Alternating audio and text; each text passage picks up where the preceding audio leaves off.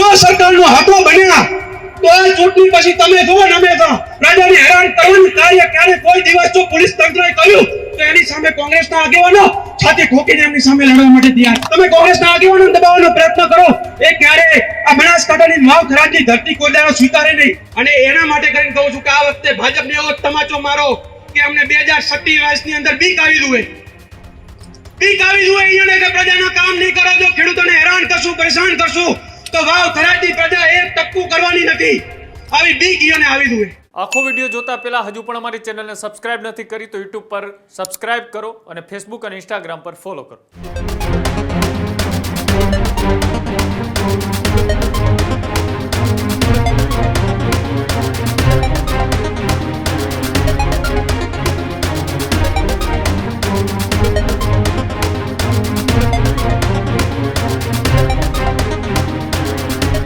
ભાજપ અને પોલીસને હાથો લેતા હોવાની વાત કરતા એ આકરા પ્રહારો છે તે સિદ્ધરાજસિંહ ચૌહાણે કર્યા. શિવા ભુરિયાની હાજરીમાં પણ આપ્યું નિવેદન. ભરતસિંહ વાઘેલા પણ સભામાં રહ્યા હતા હાજર કે 2027માં ભાજપને ડર લાગે એવો જવાબ આપવાનો છે. આવી વાત એ સિદ્ધરાજસિંહ ચૌહાણે કરી. ઉત્તર ગુજરાતના રાજકારણમાં પણ ગરમાવો જોવા મળી રહ્યો છે. એક બાજુ સ્થાનિક સ્વરાજની ચૂંટણી અને બીજી બાજુ ત્યાંના સ્થાનિક મુદ્દાઓ, એ ભ્રષ્ટાચાર હોય કે પછી દારૂની વાત હોય, આવા તમામ આક્ષેપોને લઈ પોલીસ ઉપર સીધા પ્રહારોએ કોંગ્રેસે કર્યા. કોંગ્રેસના સિદ્ધરાજસિંહ ચૌહાણે ભારતીય જનતા પાર્ટીએ ચૂંટણીથી ડરતી હોવાના પણ આક્ષેપો કર્યા. અને સાથે જ વાવ થરાદ જિલ્લામાં કોંગ્રેસની સભામાં કોંગ્રેસના નેતાઓ છે તે પણ ઉપસ્થિત રહ્યા હતા અને ભરતસિંહ સહિતના નેતાઓ આ કાર્યક્રમની અંદર ઉપસ્થિત રહ્યા. અને ત્યાંથી એ ચીમકી આપતા એ સિદ્ધરાજસિંહ ચૌહાણે શું કહ્યું આવો તે પણ જોયું. જો સરકારનો હાથો બન્યા તો આ ચૂંટણી પછી તમે જુઓ ને અમે તો તમારે અડ્ડાના હપ્તા લેવા છે, તમારે ટેક્સના હપ્તા લેવા છે, તમારે બે અમની સંપત્તિ બનાવી છે તો અમે તમે તો પ્રજાને હેરાન કરવાનું કાર્ય ક્યારે કોઈ દિવસ જો પોલીસ તંત્રએ કર્યું તો એની સામે કોંગ્રેસના આગેવાનો છાતી ઠોકીને એમની સામે લડવા માટે તૈયાર.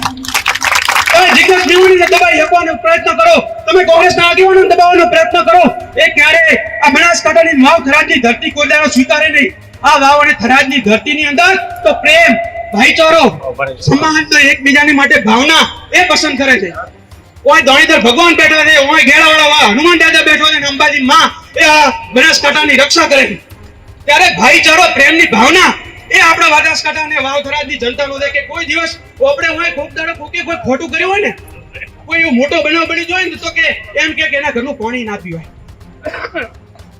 આપણે અહીંયા એવી પ્રજા છે કે ગામની અંદર લગ્નના ઢોલ વાગતા હોય અને બીજા સમાજની અંદર પણ જો કોઈ મેનું નાનું મોટું થઈ ગયું હોય તો ગામના ઢોલ બંધ કરી દેતા કે ઢોલ બંધ કરો, વિરો તો ભલે થશે પણ મેનું થઈ ગયું છે. સંસ્કાર એ આપણી વાવ થરાદની ધરતી અને આપણા પ્રજાની અંદર દરેક સમાજની અંદર છે. એ આપણા ડીએનએ ની અંદર છે, એ બનાસ અને વાવના પાણીની અંદર છે.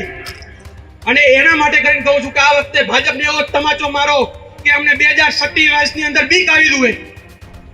બીક આવી જોઈએ અહીંયા કે પ્રજાના કામ નહીં કરો, જો ખેડૂતોને હેરાન કરશું, પરેશાન કરશું તો વાવ થરાદની પ્રજા એક ટક્કુ કરવાની નથી.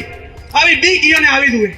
ત્યારે જ ન્યૂઝરૂમ ગુજરાતની YouTube ચેનલને સબસ્ક્રાઇબ કરો અને Instagram અને Facebook પર ફોલો કરો. અપડેટ રહો, સત્યની સાથે રહો.